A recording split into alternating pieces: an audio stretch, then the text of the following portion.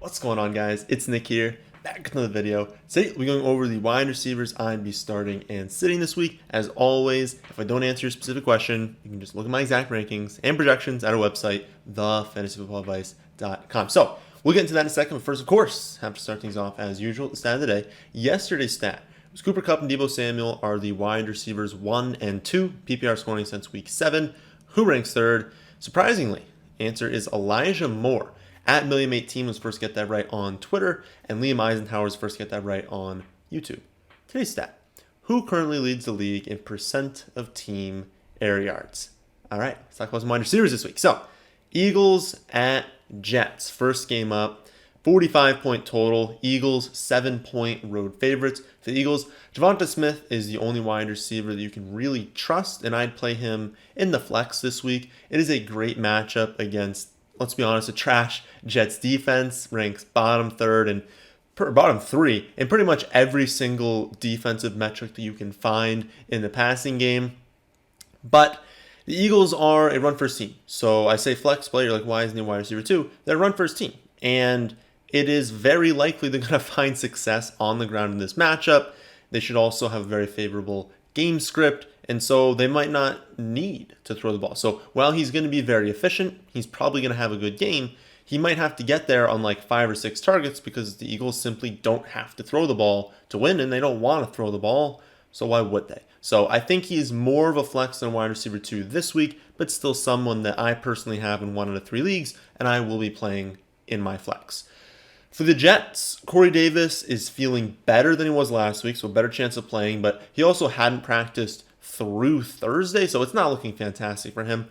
If he is out, Elijah Moore projects as a wide receiver 2, though it's a brutal matchup, and Zach Wilson has been so bad this season that I wouldn't feel good about using him as wide receiver 2. So I'd much rather use him in the flex. If Davis is active, I have muted interest in both of them. The Eagles have given up the third fewest schedule-adjusted fantasy points to wide receivers. And again, Wilson's looked so bad. This offense has not looked good under him playing quarterback. And so if, again, Davis is active, I probably don't want to play any of them. If Davis is out, I'm good playing Elijah Moore in the flex. Clearly going to be their most targeted player. He's going to be, or is their most talented wide receiver. And then in both scenarios, I really just don't want to play Crowder. So it's really just Moore or no one for me there. Next up, we've got Cardinals at the Bears. This game has a pretty low 43.5-point total. Cardinals 7-point road favorites. For the Cardinals, I haven't seen it confirmed yet. I don't know that we will until Saturday, but we'll see what happens later today. I'm expecting both Kyler Murray and DeAndre Hopkins to play. This isn't a fantastic spot. The Bears have not an elite defense, but they have a quality defense just all around, and the total is low. So the team total in particular for Arizona isn't as high as it'll be in a lot of games, so they themselves are not projected to score that many points. And also the Bears, they like to play slow, they like to run the ball. We talked about, I believe in Thursday's video, how there's at least a chance, right, that the Bears somehow figure out a way to get up by a score, to get up by 10 points. And if that happens, they're going to play extremely slow, try and run the ball a ton. And so there's a chance that there just aren't that many offensive plays for Arizona. And that is a problem because if Hopkins comes back, they spread the ball out so much that he'd probably be the only viable wide receiver on this team. Just because Kirk would be good and Moore would be good. But if we're having the targets go to a bunch of different players and the overall volume might be lower than we expect, the touchdowns have a lower chance of happening than we expect, it really just makes it so that if Hopkins is back, he's still a wide receiver too because he's risky, obviously, coming off hamstring injury. But other than him, I don't really want to start any of their wide receivers, even with Kyler coming back. We'll be able to use them in future weeks, but I think for this week, it's Hopkins and it's no one else because I'm assuming he'll be back. For the Bears, it's looking like Allen Robinson's going to miss another game, which gives us Mooney as the clear number 1. He's averaged almost 5 receptions for over 87 yards and half a touchdown over the last 4 weeks, and he's gone off in both games that Allen Robinson has missed. This is, of course, a difficult matchup. Arizona's got a really strong pass defense, but you're playing Darnell Mooney as a wide receiver too, and you're not playing any other Chicago Bears wide receiver. It's only Mooney. Vikings at Lions up next. This game has pretty average 46.5 point total, and the Vikings are 7-point road favorites. For the Vikings, there's really no analysis needed. Just keep starting Justin Jefferson, Adam Thielen. This is a great matchup, and they're likely to throw the ball at a higher rate than usual now that Dalvin Cook is injured. They still believe in Madison. They'll give Nwangwu, I can never pronounce his name right, but Kenny Nwangwu, they'll give him some run. But the odds are they go a little bit more pass heavy than usual. I'm not buying into KJ Osborne this week. I think most of that passing volume is going to focus between Jefferson, Thielen, and Conklin. Maybe Osborne gets a few more looks, but not enough to where we're starting him. For the Lions, I'd avoid everyone personally. It's not that the Vikings have like an elite defense. It's just that the Lions have zero talent at wide receiver or quarterback. Right? They're just not a good team. I don't want to target their players in fantasy. Josh Reynolds is your best bet. He's their one, but I have him projected for like just under 8 half PPR points as a wide receiver 49. So if you're in that range, sure, go with it, but I hope that you're not in that range. Next up, we've got Giants at Dolphins. This game has a very low 41-point total, and the Dolphins are 4.5-point home favorites. For the Giants, Shepard was a DNP all week and then got limited practice in on Thursday, while Tony was a DNP all the way through Thursday. Their status is going to come down to how much they practice on Friday. We'll probably learn their status, Friday afternoon, Friday night. But my guess right now is that both will miss. I'd be very surprised if Tony played. I guess it's possible that Shepard's able to play. If they do both miss, we'll have Golladay and Slayton as the top wide receivers, and I'd have basically no interest in either one of them. Miami isn't, a pass defense to fear, but I just don't want to invest in the New York Giants passing attack, right? It's just not something we need to do at this point of the season. They are not going to have Daniel Jones for this game. I believe it just got reported Mike Glennon's going to be the quarterback. I talked about earlier in the week, I don't think that's a huge downgrade. Daniel Jones isn't all that good, but, it's at least worth noting that, Mike Glennon is their quarterback, and they haven't looked good beforehand. How good are they going to look under Mike Glennon? Probably not that great. And so I would probably just bench everyone. The only one you could consider, honestly, is Shepard if he ends up playing, because he's pretty heavily targeted when he does play. But coming off, this long-term injury, it's pretty unlikely that if he were to be active, he'd even get much run. And so honestly, just whatever happens, avoid this wide receiver core. For the Dolphins, I'd keep starting Waddle as a wide receiver 2. His outlook is hurt if Parker does return this week. I haven't seen him being activated yet, but we're going to know that, or we're probably not going to know that until Saturday, but we're going to know on Sunday what the status is. I would start Waddle regardless, since I really do think he's got a nice schedule to close the season. I think he's going to have a really, really good end to the season. He's very talented. Didn't have as good of a start as some of the other rookies, but I think to close the season, he's going to be really good. So I'd be playing Waddle, and no matter if Parker's activated, not activated, I don't think you're starting him first week back, so only Waddle for the Dolphins. Bucks at Falcons is up next. This game has a pretty high 50.5-point total. Bucks 10.5-point road favorites with the highest team total of the week. For the Bucks, AB's out 3 more weeks for faking his vaccination status, so we're going to continue to have Gronk, Evans, Godwin, Fournette, at least while they're all healthy, as the focal point of this offense. I'll consider all 4 of them a must start in every single matchup. You're just playing those 4. I don't really care who you have on your roster. Those guys should be in your starting lineup. And that's especially the case this week against the Falcons, right? The Falcons are not a defense to fear. Some of you might ask about Tyler Johnson. He's a third wide receiver. He'll get some run. He's only on my radar when they have one of the big 3 wide receivers out, which is the case this week, and Gronk. Or if Godwin or Evans were to join Antonio Brown being out. So you need 2 of the big 4 out to play Tyler Johnson. That's not the case this week. I would not be playing him. I'd stick to the 4 I talked about this week. For the Falcons, Gage is really the only one I'd consider starting, and it's not even that big of a consideration. He's got 15 targets over the last 2 weeks compared to 7 each for Zaccheaus and Sharp.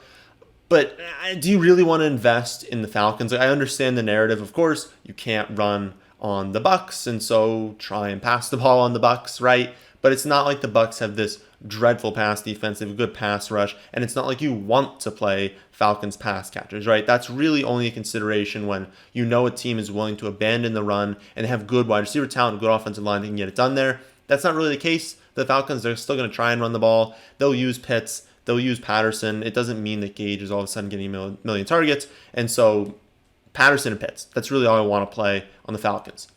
Chargers at Bengals up next. This game has another high, 15.5 point total. Bengals 3-point home favorites. For the Chargers, Keenan Allen is a must start. He's got double-digit targets in 5 straight games, and he's wide receiver 9 in full PPR scoring during that stretch.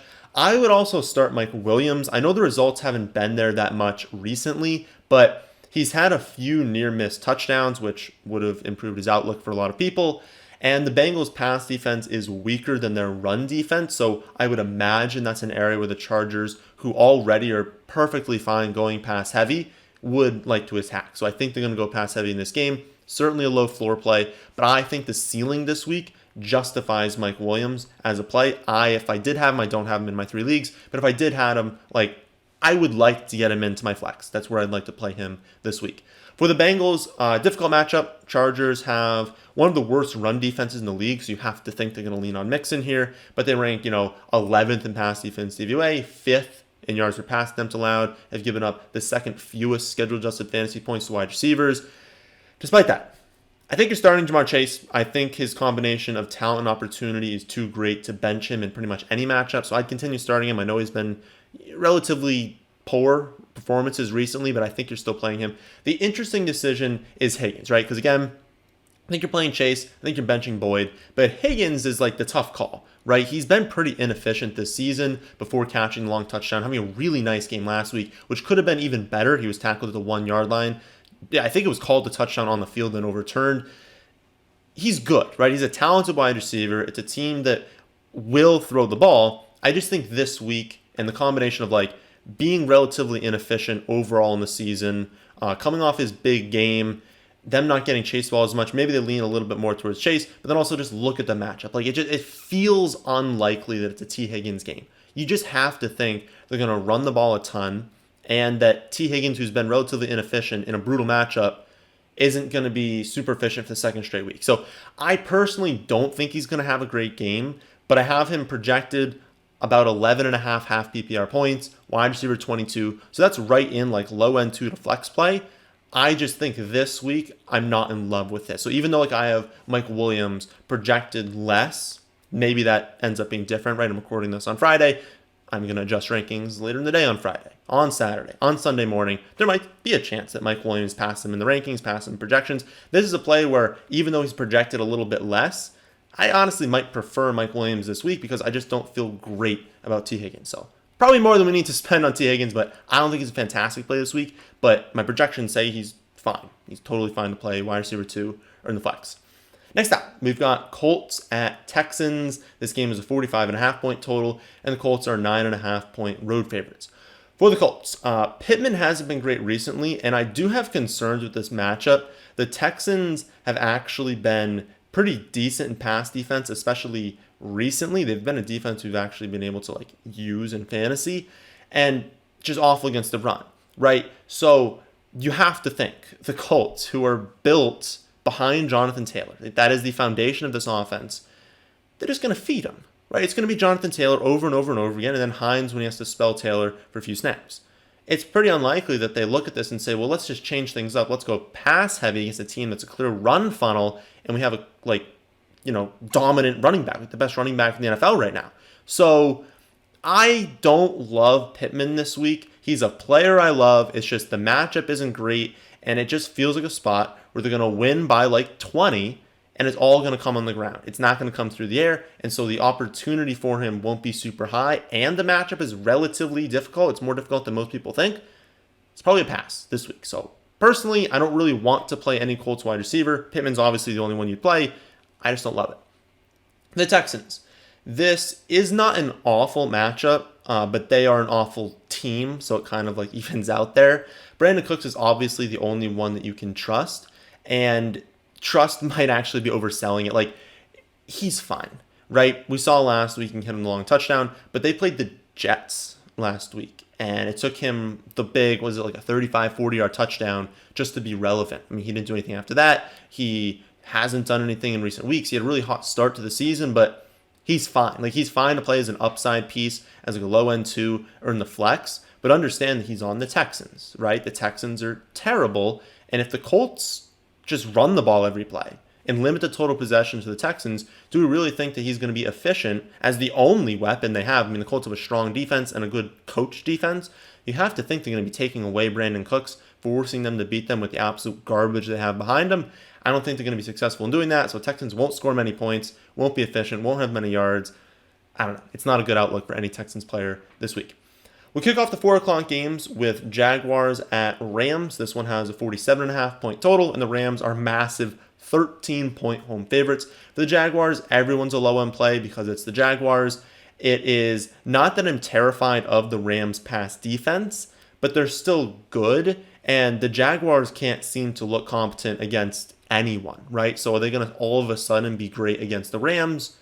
In LA, unlikely. The loss of Agnew and Dan Arnold obviously is going to help Marvin Jones and Laviska Shenault, but not enough to make them wide receiver 2s, so I think you're only playing them as low-end flex plays. I have Laviska in one of the 3 leagues. It's the 14-team league, and he's my second flex. So that's kind of how I view Laviska this week. Even in a 14-team league, he's not my 2. He's not even my first flex. He's going to be in that second flex spot.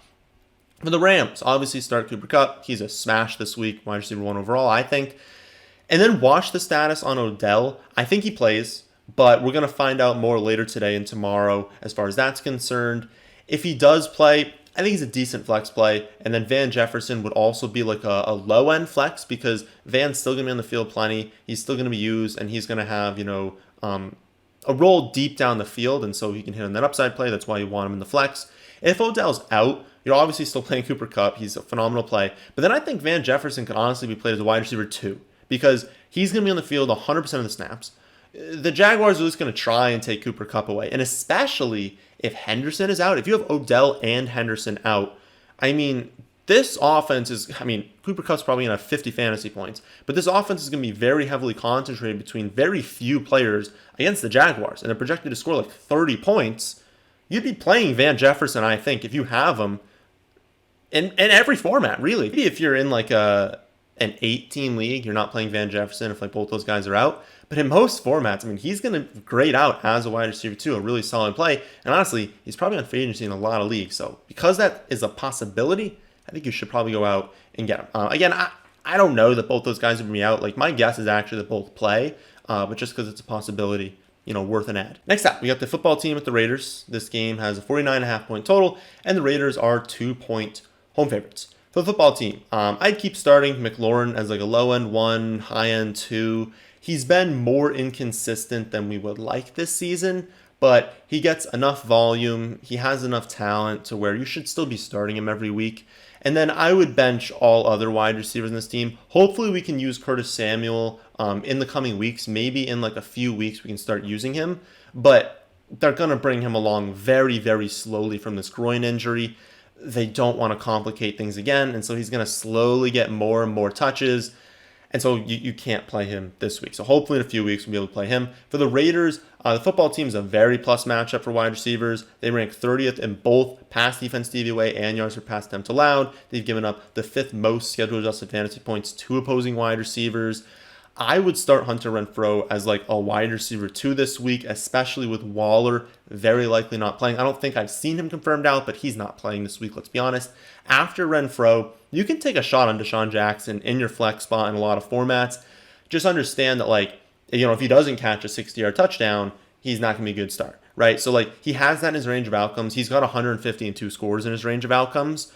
But understand that he also has 1 reception for 20 yards in his range of outcomes. So a very, very low floor, but someone that if you're looking at your matchup and you're like, I'm projected to lose by 30 and I don't see myself winning, if you've got someone in your flex that's just fine, just probably going to score between 8 and 12 points, if you want to throw someone like Deshaun Jackson into your flex spot who has that in the range of outcomes, it's a pretty sharp thing to do. Because if you don't think you're winning the matchup, well, don't just throw in the towel. Throw Deshaun Jackson in there. If he has a few long touchdowns, maybe that can give you a spiked week and get you the win. Probably wouldn't play him if you're clearly favored to win. You just need just to lock in 10 to 12 points from your flex spot. Well, then it's no, don't be playing guys with a floor of 0 because Deshaun could score 0 this week. But I don't know, just something to think about for him. And then Bryan Edwards, he's just not seeing enough volume. Dudes keep getting ruled out, getting cut from the team. and he goes out there and he gets 1 target. So this is not the year for Bryan Edwards. I'm not sure it ever will be. I really thought he could have broken out this season, but this isn't the year. You're not playing Bryan Edwards. 49ers at Seahawks up next. This game has a 46.5 point total, and the 49ers are 3-point road favorites. For the 49ers, Debo should miss like 1 to 2 weeks with his groin injury, but we'll see. Again, like I've said before, ask Curtis Samuel how you can think you're missing 1 to 2 weeks and then miss a lot of time. I think it'll be short term, but again, like I'm saying, you never know. That's going to leave Ayuk, Kittle, and Juwan Jennings as like the focal points of this passing attack, but of course they're going to lean on the ground game because this is a smash spot for the running backs. You're absolutely playing Mitchell this week. He's probably going to go off. I would expect Ayuk and Kittle to both have really good games. There's a lot of opportunity here. Again, I think they're going to run the ball a ton, use their running backs potentially in the passing game. You should do that against Seattle, but every look in the passing game is going to be designed to go to these two, with Juwan Jennings being like a fairly thin play, but not like the worst option in the world. He can absolutely score a touchdown here. So, in your second flex spot, 14-16 team league, go to Juwan Jennings. But I just think if you have Ayuk, you have Kittle, you're playing them this week. I think they're both really, really good plays. For Seattle, they've been trash since Wilson returned, but I just think you have to start Lockett. You have to start Metcalf. I would not feel good about benching them. If you're in an 8 or a 10 team league and like you have a very, very strong wide receiver core and you've got guys that in my rankings are projected more points than them, sure. But I think for the vast majority of people, if you've got these two players, you're playing them. I think it's pretty unlikely you've got 3 wide receivers that are better than Lockett and Metcalf. And I also find it unlikely you have, 2 starting running backs and then a third running back who hasn't gotten hurt, isn't on bye, that is better than Lockett and Metcalf. It just feels unlikely. I think at worst you're playing them in the flex. Ravens at Steelers up next. This game has a pretty low 44-point total. Ravens 4-point road favorites. For the Ravens, you're starting Marquise Brown in all formats and only use Bateman in deeper leagues. I love the talent on Bateman. I think he can break out to close the season, but he's not seeing enough volume right now to be trusted in anything more than like 14-16. I think 14-16 team leagues, you can maybe start leaning on Bateman, but the vast majority are playing like 8 through 12 team leagues.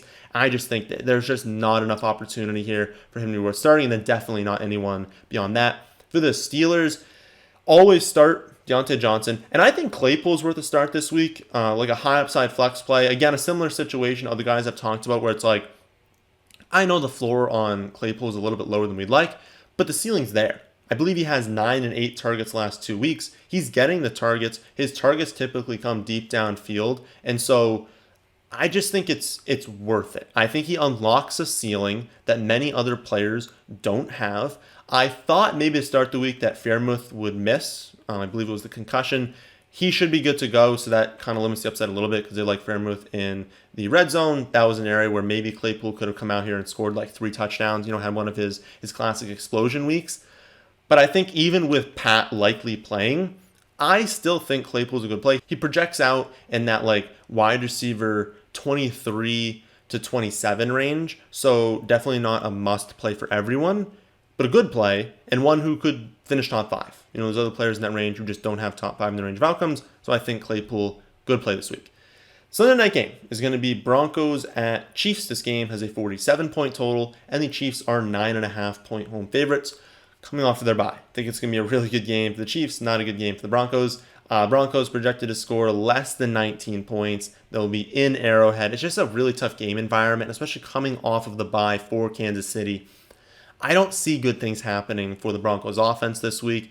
You can play Judy in the flex, but there's just a strong chance that Denver just falls apart in this game and we don't get any viable scores outside of maybe their ground game. I'm hoping that Melvin Gordon misses this week. I don't think we have a clear indication yet. He's like 50-50 to play, and I hope we just get featured Javonte Williams. But other than the running backs, I don't really want to play anyone here. Earlier in the season, we were attacking the Kansas City defense as far as pass catches were concerned. That's not the case anymore. And again, coming off of their bye, it's not a good spot. So I would really prefer to bench all Denver wide receivers. For the Chiefs, it's really only Tyreek Hill. Like, I know they've got a great offense, but it's so heavily concentrated between what's going to be now Clyde, Hill, and Kelsey that you don't need to start anyone else. Plus, Harbin's losing snaps to Pringle, so you could say he's a high upside play, but he's not on the field that much. Like, Pringle's kind of overtaking him. So honestly, I would keep all of them on the bench. If you needed a super deep league play, it'd honestly probably be Byron Pringle.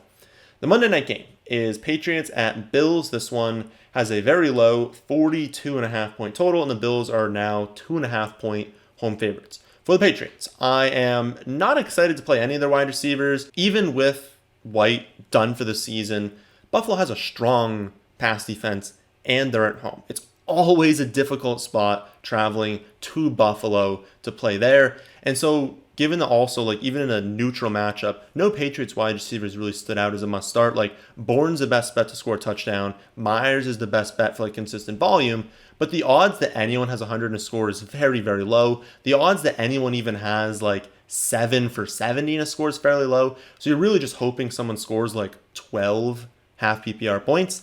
And I don't really want to do that. So I would prefer to just bench all Patriots wide receivers and honestly bench all Patriots pass catchers. For Buffalo, also a brutal matchup. Patriots rank second in pass defense DVOA, third in yards per pass attempt allowed, have given up the fourth fewest schedule-adjusted fantasy points to wide receivers.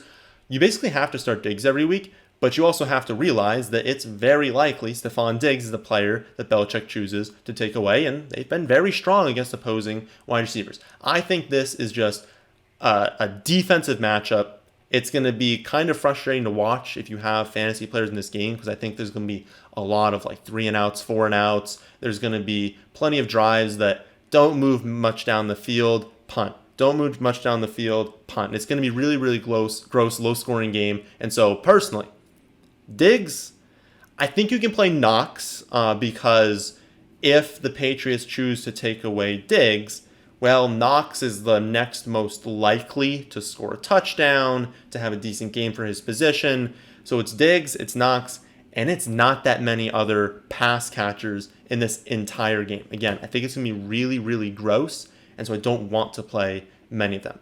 So that is my breakdown of every wide receiver core this week. Remember, you can see my exact rankings and projections under every scoring format by just looking at our website, thefantasyfootballadvice.com. That's the end of this one. Hope you all did enjoy. If you did, how about hitting that like button, and how about subscribing to the channel if you're new here? Thanks for watching.